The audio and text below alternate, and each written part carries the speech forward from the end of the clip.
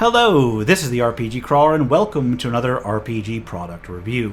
This time, I'm taking a look at something that's been out for a while now as of this recording, but which I only managed to pick up some months ago. Released back in 2019, early into what was eventually going to become an entire series of settings based on classic sword and sorcery and other fantasy fiction worlds, Crawl Classics Lankhmar's box set strives to provide both setting information and world-specific rules to run adventures in Nehwon, and the city of Lankhmar using Goodman Games' Crawl Classics rule set, a rule set which I did review separately quite some time ago now, in fact. So why am I reviewing something that's been out for a few years just now? Well, I do enjoy Fritz Leiber's Lankhmar series and even owned the old AD&D 2nd edition box set. It was a crying shame when I didn't get my hands on the initial release of this one. However, since subsequent printings and the available of a PDF version mean that it's still very accessible as of this recording, I figured it was high time I actually took a look at it.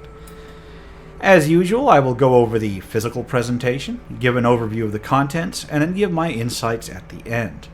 I will not be going into some things in this box set in as much detail simply because there is so much to cover and the bulk of the information is in just a few books. I will be basing this review on the physical second printing of the Crawl Classics Lankhmar box set, although there is a PDF available, a PDF which is available separately, but that you can also get a code for in the physical version. Released back in 2019 by Goodman Games, as I mentioned, Crawl Classics Lankhmar is a box set based on Fritz Leiber's Fafhrd and the Grey Mouser books.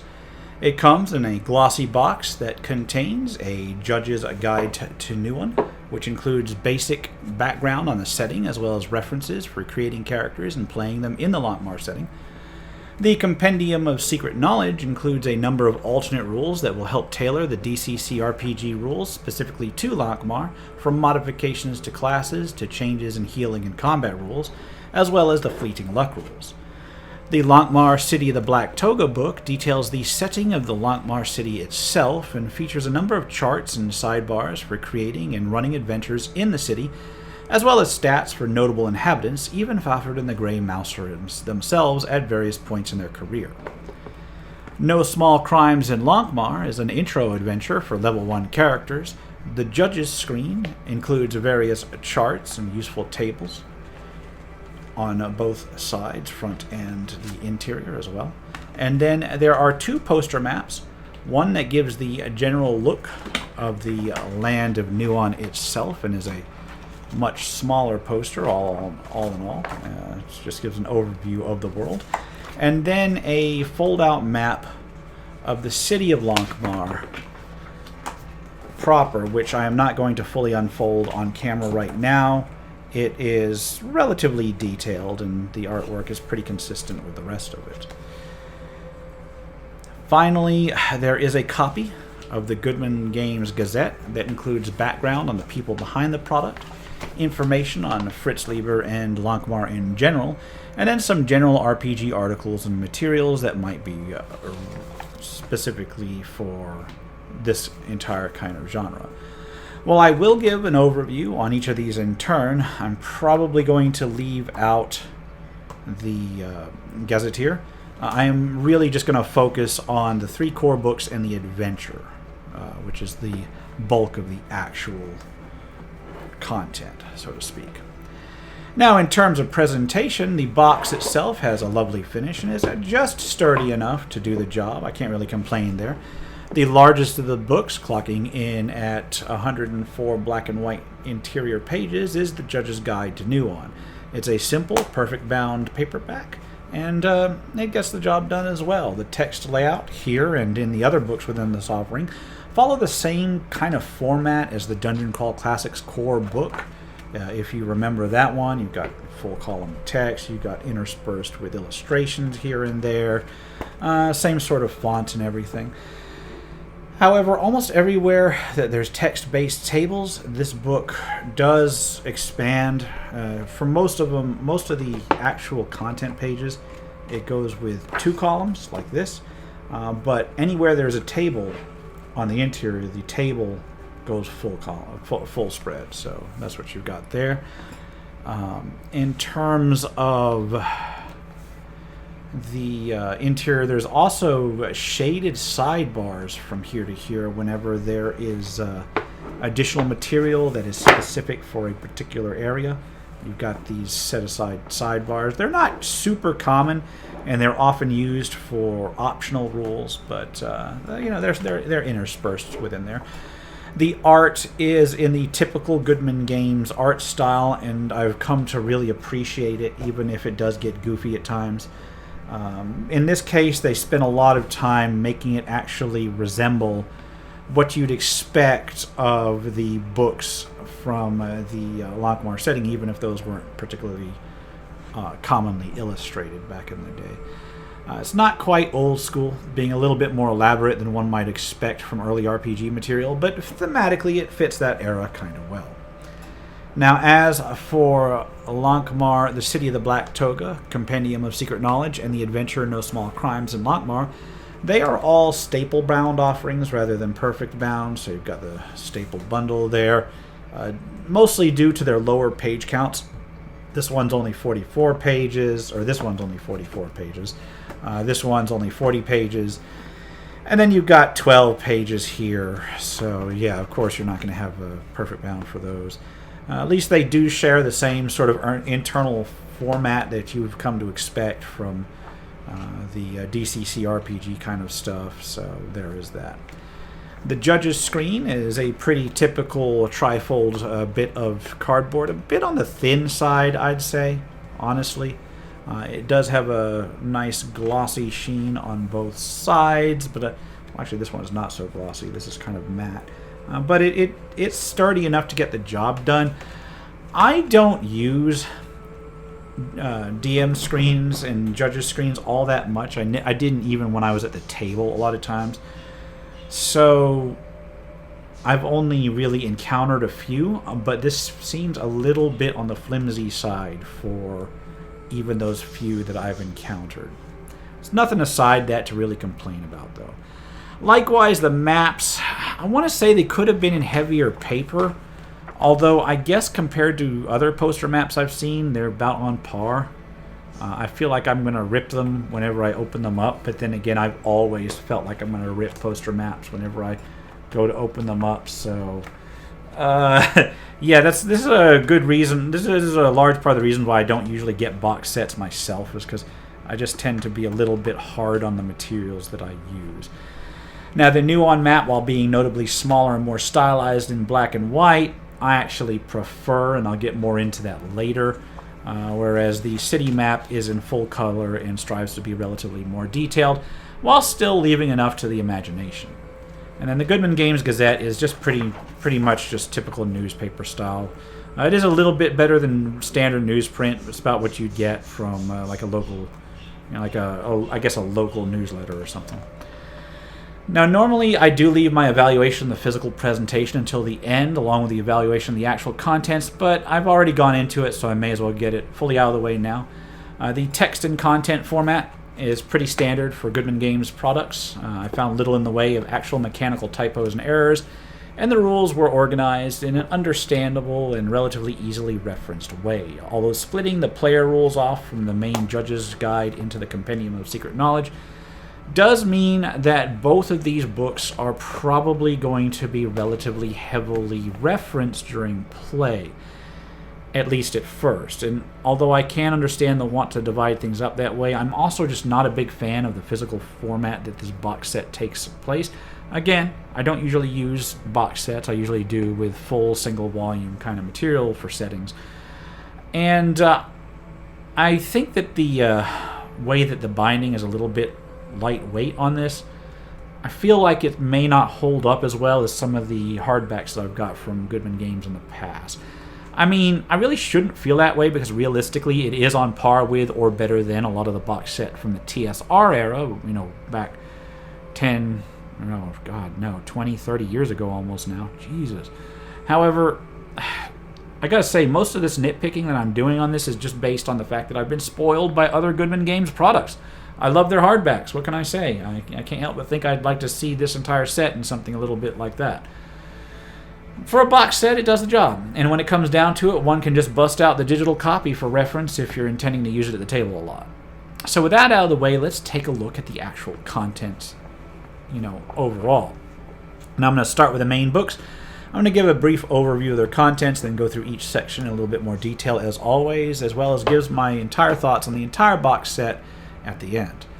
So starting with the Judge's Guide to Nehwon, this functions as a sort of setting book for the overall setting itself, but also includes some rules in line that can be generally applicable to running things within the world of Nehwon, while still maintaining the DCC RPG core rules. If you want stuff that deviates a little further, that's in the Compendium of Secret Knowledge, which I'll get to next. So what does it have? There's just 5 main chapters in this book. There is Chapter 1 that covers the overview of the world and details within it. Chapter 2 covers the magic of Nehwon, especially how it compares to the base Dungeon Crawl Classics RPG game. Chapter 3 details patrons and agents of Nehwon, an important aspect of the world of Nehwon, by the way. Chapter 4 touches on general rules and advice, and finally Chapter 5 is a sort of bestiary. In more detail, the setting book starts out with an introduction that gives general information on Lieber's world of Nehwon and how it relates to the foundational concepts of DCC RPG, since it was, in fact, one of the early offerings of sword and sorcery fiction. In that way, it's influenced sword and sorcery RPGs in general. This is followed by a bibliography that lists every Fafhrd and the Grey Mouser story created by Lieber, and then 2 that were written by others as well. It serves as an interesting checklist for those who are looking to really immerse themselves in the setting, and if you are a fan of it, I really do encourage that. I personally have not read all of the books, but I've been making my way through them over the years, and yeah, they are pretty fun stuff. Chapter 1 begins properly thereafter and touches on sections of the world and the setting of Nehwon, starting with the overall cosmology. A few in-world theories about the arrangement of the world and the cosmos are given, as well as a brief sidebar detailing various stars mentioned in the actual literature. The lands and countries of Nehwon are described next, starting with Lankhmar as the grandest city of the setting, and then extending outward with a few brief paragraphs given over to each realm. This is followed by the people of Nehwon that goes over the major cultures present throughout those lands, at least insofar as they are described in the original stories. The various languages presented in Nehwon round out the overview all in all. The gods of Nehwon are discussed in Chapter 1 as well, with a sidebar that includes relevant information for the DCC RPG game mechanics for each major god. These gods in the general pantheon are given brief descriptions as well, including relevant events from the stories themselves. Some attention is given to the possible influence of Lovecraft on some of the sections of Lieber's stories, although they are somewhat tenuous at best. The actual calendar is touched upon and expanded in terms of the names of the months and the days. They all seem to be named after animals, which is about par for the setting. Each day within the month is given a superstitious linkage as well, although no hard game mechanics are given, leaving such up to the judge's discretion. Descriptions of famous alcohols within Nehwon are covered at the close of the chapter, which has some degree of relevance, since many of the classic Lankhmar stories revolve around various alehouses and carousing. Furthermore, some specific liquors have effects, either healing or semi-magical effects, that offer variable penalties and benefits. Chapter 2, the Magic of Nehwon, covers several setting-specific spells as they are taken from the stories. These are laid out in your classic DCC RPG spell table, offering various levels of effect based on the spell roll, and referencing character names from the series as they appear.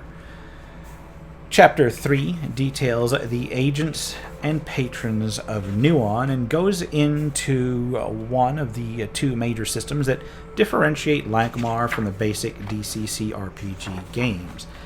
Patrons are usually reserved for spellcasters in basic DCC RPG, but in the tradition of Ningabel and Shilba, even non-casters can become agents of great supernatural powers in Nehwon, gaining boons for their service.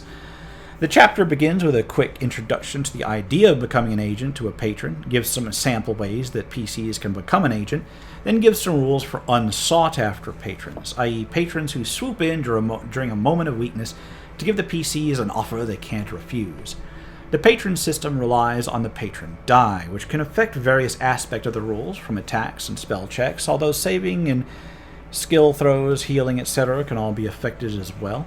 What is affected varies depending on how much favor an agent has with their patron. There's guidelines for having multiple patrons as well, and some of the tasks that potential patrons can assign. There's an examination then of several patrons that can be acquired, each one given their own full write-up here, with the various ways to determine their areas of influence, what they can bestow upon a character. There's a number of familiar names to fans of the series, and some may even have patron-specific spells for those characters who are spellcasters. Chapter 4, which I can get to in a moment, Chapter 4 goes into some rules and advice. Wow, there's a lot of patrons in this game. Yeah, where are we? Chapter 4? Yeah. Oh, that goes in the Gods of Trouble, the hates. Yeah, it covers everything. Wow, okay. Chapter 4, Rules and Advice, is the rules and advice that is directly applicable specifically to the world of Nehwon and Lankhmar. It introduces the idea of non-class abilities.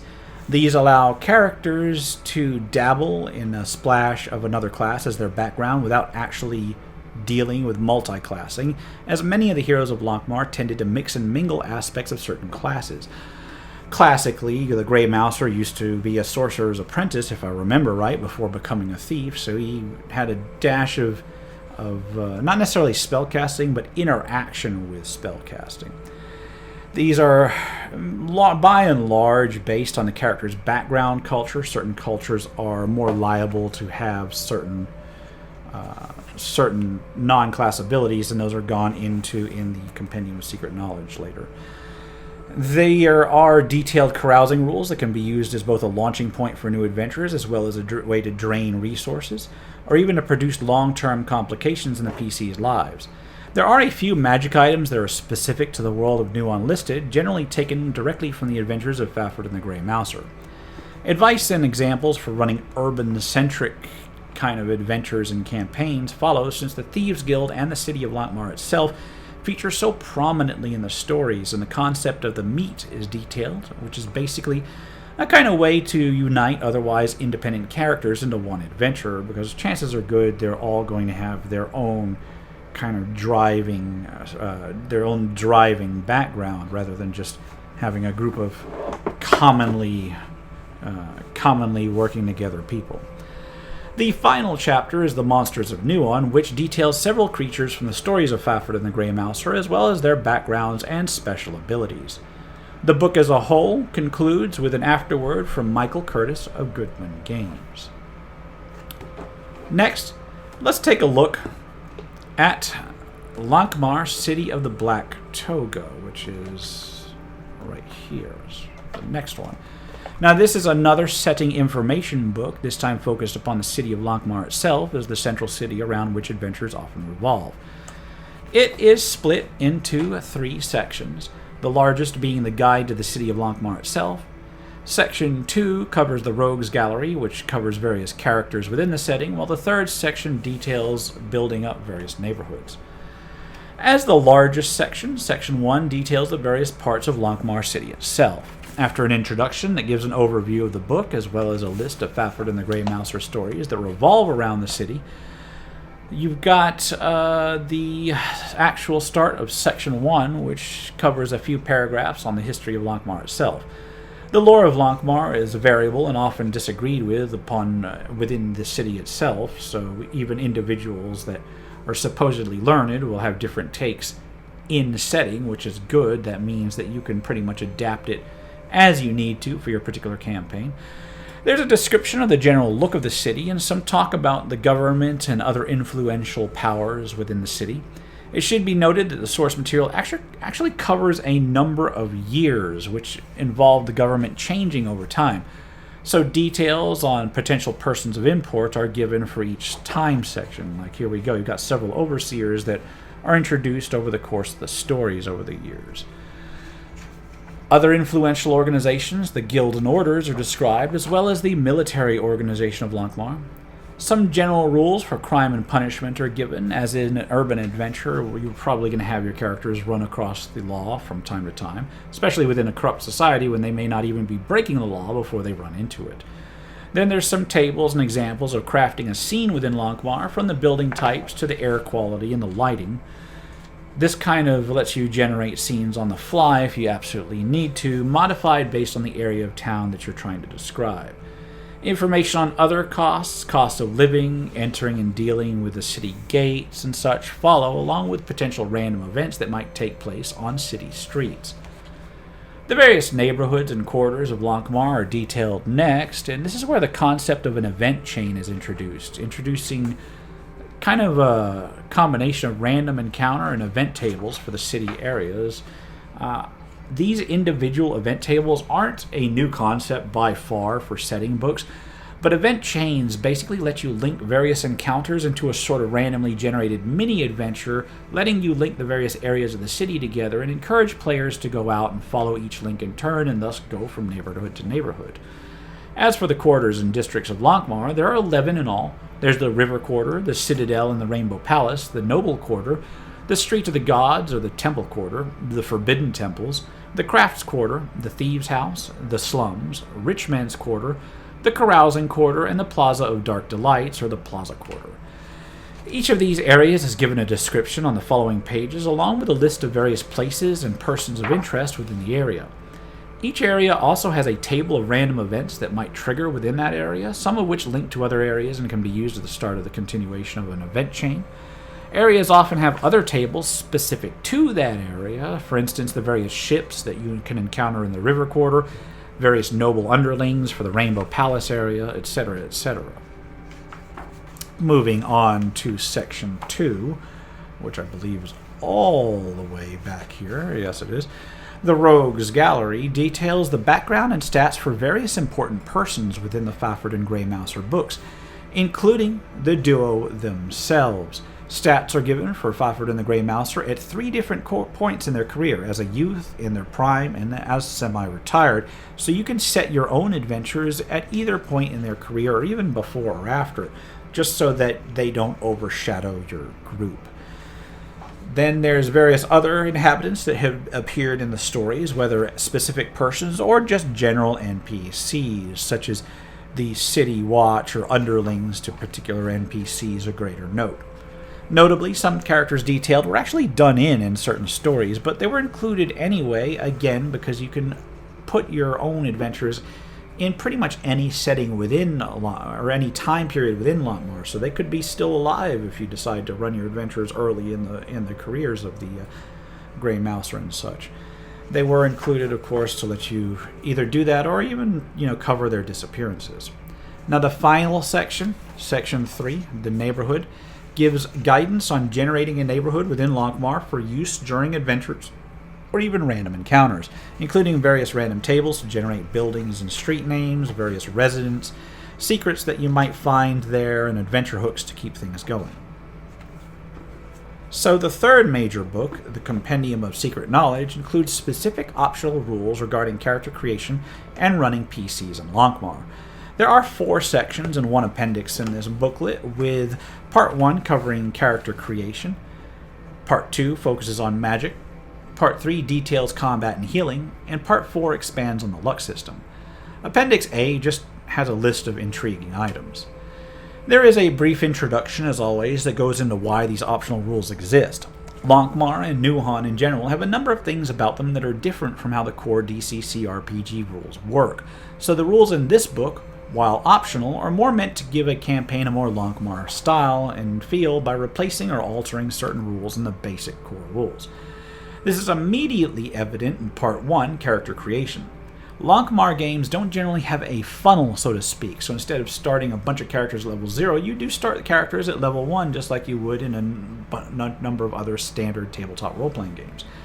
They are moderately more powerful than other DCC RPG games, including the potential for better equipment and the existence of denizens and dooms. Further, the list of classes has been modified since there aren't elves, dwarves, or even proper clerics as such, limiting the character classes to thief, warrior, or wizard.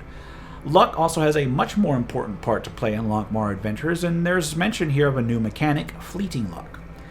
2 new aspects of character creation are the denizens and dooms system, with the character origin playing into that. Character origin lets you see where your character comes from in the larger world of Nehwon, while each area offers a table that can generate a benison and a doom. Each character gets one of each by default, but may purchase a second one. They get both a benison and a doom when they do that. They have to reduce their permanent luck score according to the cost of the particular benison, and while doom, they just get random on a chart. Now, the benisons offer a variety of minor benefits and may even include training in second class's special abilities, while the dooms give a complication and a character may run into many times over the course of their careers. After the tables for each origin area's benisons and dooms, a proper list of descriptions is given for each one so you know how to run it in the game. DCC RPG classes in Lankhmar are covered next, involving details on creating first-level versions of each one and covering a few suggested modifications for each class, with thieves getting more ability to use fleeting luck, warriors getting a lucky weapon and optionally better unarmored potential since you're going to be spending a lot of your time in cities. Wizards use a more personalized magic rather than a mercurial magic from the other settings, with more subtle corruption and the potential to specialize in either black or white magic.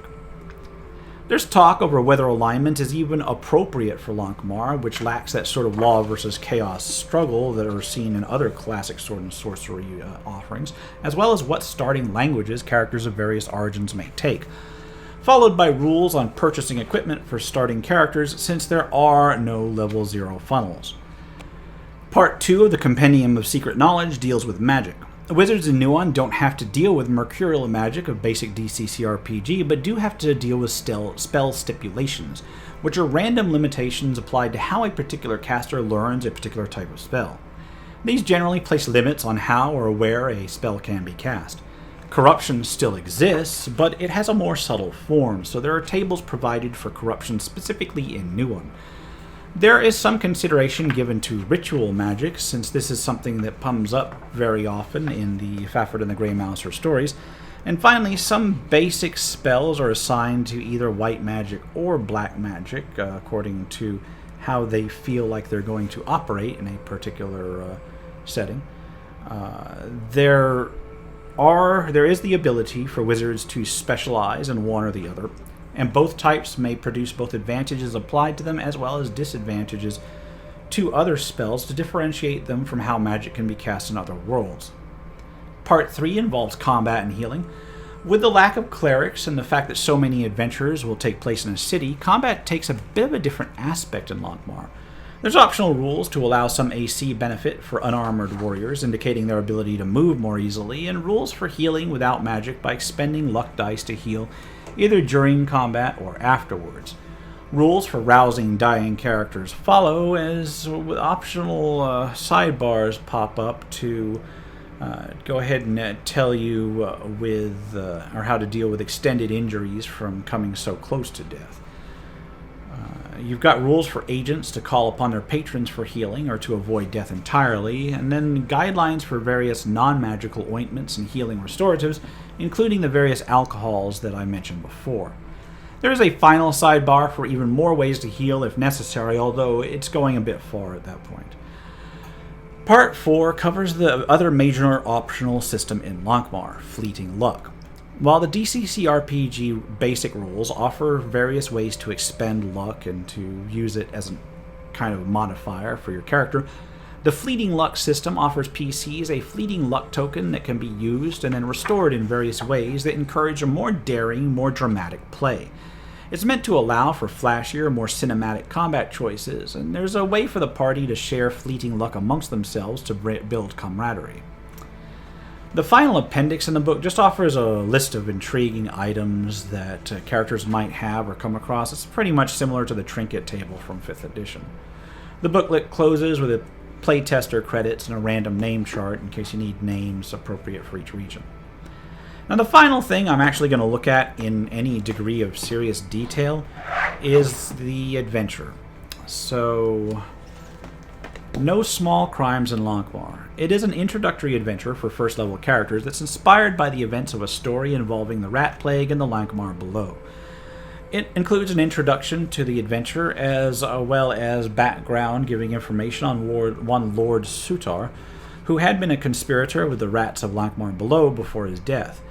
His house, now abandoned, has a curse placed on it that can shrink anybody who enters it. The adventure begins by encouraging, through various means, the players to have to take shelter in the house, wherein the curse takes effect and shrinks them to rat size so they can actually, go on the adventure.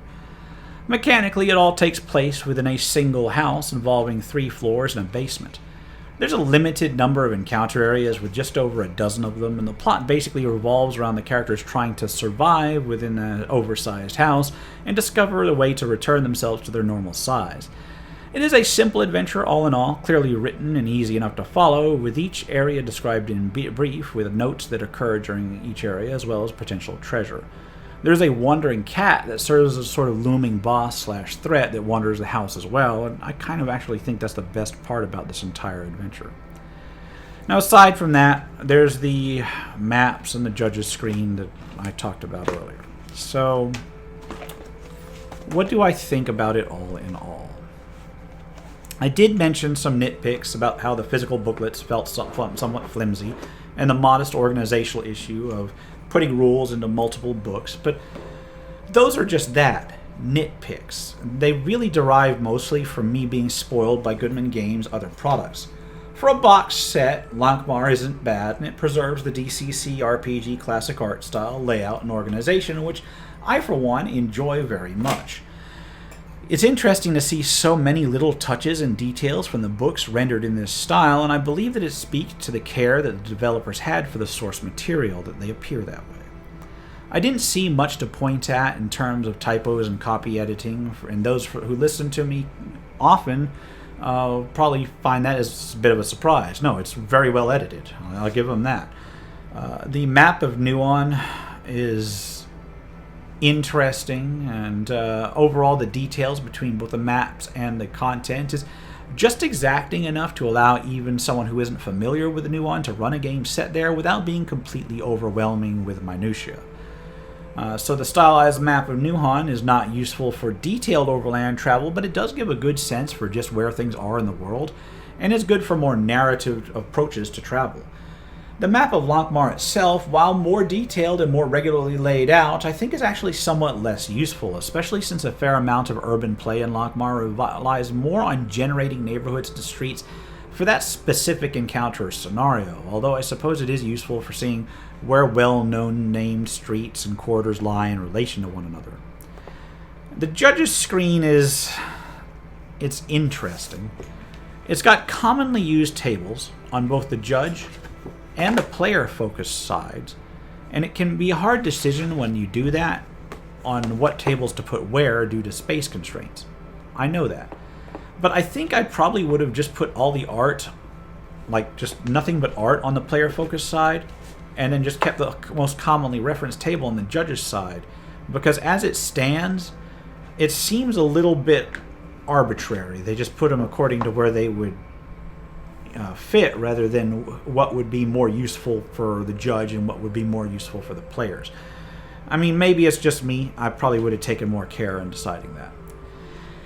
As far as the actual game mechanics go, I do appreciate the way that the Lankhmar-specific rules that deviate from DCC RPG are kept separate. I mean, I know it can make it a pain to look up which rules are in which book, but I do appreciate that that idea is there with a clear explanation as to why those rules were changed. For the most part, I believe that the rules changes and additions in question do much to differentiate Lankhmar setting from other DCC RPG settings. While both the core book, the core DCC RPG rule set, and Lankhmar itself are sword and sorcery, a Nehwon-based game is going to be slightly more heroic than the DCC RPG base, thus the lack of a level 0 style funnel is a good thing. The avoidance of classic demi-humans, which don't really appear in the setting at all, as well as the elimination of clerics as a class, also fit very much into the Nehwon setting and reinforce those differences that set it apart. Other things I really enjoy from this box set are the use of various liquors as healing mechanisms and the event chain concept from encounter tables for each section of the city. In fact, I rather enjoyed the event chain idea so much that I've started to incorporate it into tables that I use for other systems. Now, I feel like this concept has been done before elsewhere, but I just haven't encountered it until now. And in a way, that just sort of allows an urban campaign to self-generate minor adventures without too much preparation. And that can be pretty fun. The expanded patron system allows non-spellcasters to become agents of supernatural entities, and that's another concept that is interesting and relatively well executed for this particular rule set. It's different, and yet it seems balanced and fitting in. I was somewhat less impressed with the fleeting luck mechanic, although I can understand why it exists and where it comes from, having read the literature. It's not a bad system per se, as it dovetails nicely with the need for additional healing methods and additional ways for players to get out of trouble, and it does do a bit to promote more daring actions on the part of the system. I just have a problem remembering to dole out temporary benefits like that and tokens regardless of the system. I know I have trouble even giving out inspiration in 5th edition and certain other tokens in Conan. So I'm certain that other people will probably find that particular rule set more useful at their table because they're probably a better DM. The included adventure, it's different, and it highlights some of the more interesting elements of the setting, but I think it might be a little bit too different. So the Undercity and the Rats Below, the city below, Lankhmar below, and the Rats just seem to be a little bit of a minor part of the setting. And the reliance on size-changing magic, while it does exist within Nehwon, might give the wrong impression in terms of the scale of magic and its availability in general, especially if it's someone's first encounter with Lankhmar. I think it's a very good adventure. It's creative. It can be tense, especially with a wandering cat threatening the group, and it certainly presents a sense of wonder. I'm just not sure if it's a good introductory adventure to the setting of Lankhmar, especially if you've got people that have not really dealt with the setting a lot. I think something more Thieves Guild focused or focused on one of the districts at large might have been a better option. Maybe that's just me, but I think that I would have left this to be like a second or a third adventure on the thing.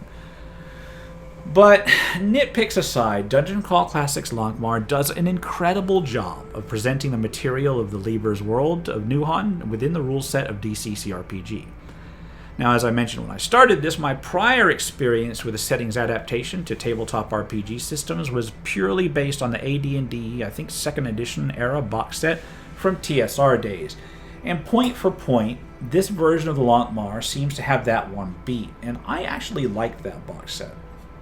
Now, whether it be how well it addresses the setting material or the specific flavor rules that differentiate Nehwon from other worlds while still preserving the core system, the adaptation and presentation of this is all first class. Sure, there are some flaws, but many of the ones that I ran across seem to be more issues of my personal preference rather than any sort of major mechanical failing.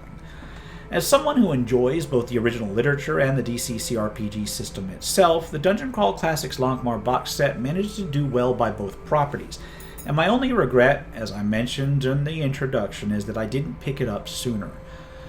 While it's not perfect, I do recommend it to anyone who has been thinking of bringing their players adventures within the world of Fafhrd and the Grey Mouser, whether it be urban heists or wondrous travels in the far-flung regions of Nehwon.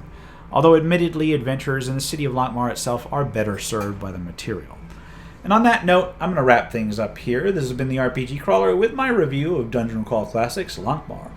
As always, I will leave a link to where you can pick it up below. If you like what you've seen, remember to leave a like, comment got any feedback, and subscribe for more RPG content, both tabletop and computer. Until next time, take care and goodbye. And if you are still watching, I would like to take the opportunity to thank my supporters, the top tiers of which are listed on the screen, without whose support I would not have been able to offer the variety of content that I have on this channel throughout the years. If you're feeling particularly generous and would like to join them, you can support the channel. There are a variety of options to do so. I have a Patreon, a Subscribestar, as well as channel memberships enabled. If you are not in a position to contribute, simply leaving a like, a comment, or sharing my videos are all wonderful ways to help the channel grow without spending a dime, and are all greatly appreciated.